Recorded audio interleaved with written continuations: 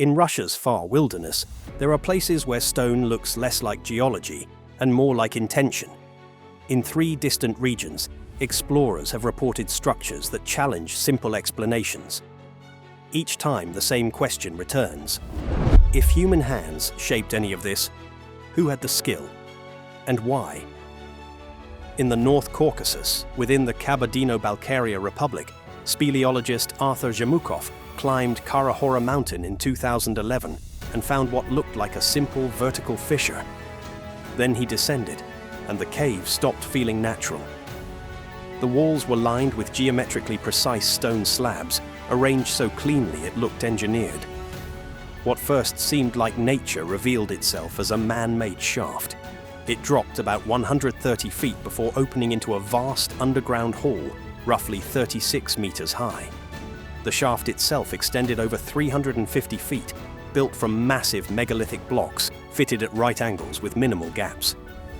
Some stones were said to weigh over 200 tons. Inside the hall were blocks resembling columns, arranged as if the space served a specific purpose. The polished stone reminded the team of the Grand Gallery in the Pyramid of Khufu in Egypt. Then the passages tightened, some narrowing until they were too small for even a child. If it wasn't built for living, what was it built for? And why design it so that the deepest parts refuse the human body? The discovery drew Vadim Chernobrov, head of Cosmopoisk, a Russian organization that studies anomalies. He measured and mapped what they could reach and produced a 3D model comparing the shaft's form to a Soviet space rocket. He speculated a technological function, possibly part of a larger machine or a seismological research facility. Others proposed it might connect to a long-lost pyramid buried beneath the mountain, pointing to the constant airflow, as if the shaft once served as ventilation for a wider underground complex. Zhemukov also traced the shaft into local memory, legends of vast underground cities built by forgotten civilizations. Then, history left its own mark. During World War II, Germany launched Operation Edelweiss to seize the oil-rich Caucasus.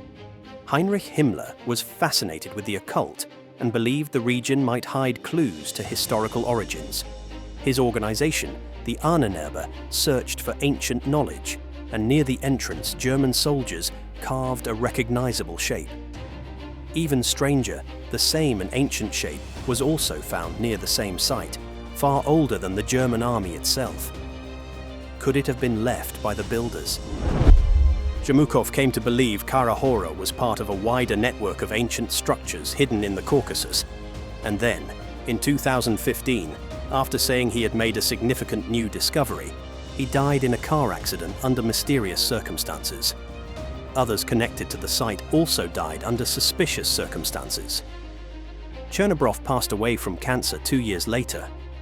The result was predictable: fear, hesitation, and then silence. Exploration slowed, then stopped.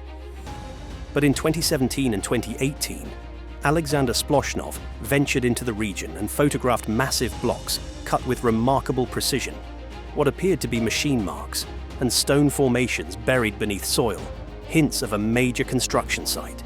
The images reignited interest, yet no new expeditions followed. The remoteness, the harsh terrain, and the shadow of earlier deaths kept the shaft locked away. Its origin and purpose remain unknown. Far to the northwest, in Russia's Karelia Republic, another mountain carries a different warning: Vottovara, nicknamed Death Mountain. It has been revered for millennia by Sami tribes and shamans as a place of special spiritual power. As you climb, the forest begins to break the rules. Trees twist and contort unnaturally, trunks spiraling, branches bending into eerie shapes. At the summit, no tree is older than a few decades, as if some unseen force periodically resets the forest's life cycle. The silence is unsettling. No birds call, no creatures scurry, and the lakes dotting the slopes are said to be devoid of fish.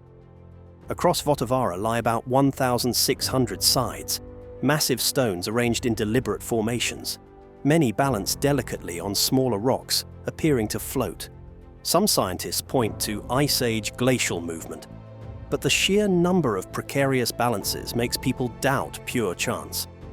If humans placed them, how did they do it without crushing the supports? And what were they marking? Altars, boundaries, a spiritual map across the summit. There is also the well, a formation locals call an ancient reservoir. Rectangular blocks look too precise for erosion, and despite centuries of cracking, traces of interlocking remain, echoing other European stone reservoirs, including the carved tank at Bulgaria's Paperikon sanctuary, where water channels through carved grooves. Nearby are smooth, oval stone spheres on natural pedestals, resembling spheres found near the Bosnian Pyramid and in Costa Rica, where over 300 have been uncovered. Their purpose remains unknown. Visitors also point to what look like ancient stairs partially buried, and a ruin resembling a prehistoric wall built from squared blocks fitted with uncanny precision. One upper block even has a distinctive knob, a feature noted at megalithic sites in Peru and Egypt, and the region keeps its oldest messages in granite. On the eastern bank of Lake Onega, Europe's second largest lake, the Onega petroglyphs, about 1,200 carvings, were etched 5,000 to 6,000 years ago. In daylight, they can nearly vanish. But as the sun drops, the granite turns deep red and the images emerge in sharp relief, light and shadow turning the cliff into a shifting display. Many show water birds, especially swans. One figure dominates, a human-like creature with a rectangular body and an oversized square head, over 2.5 meters long. Centuries later, Christian monks carved a 7-pointed Orthodox cross over it, believing it to be a symbol of the devil.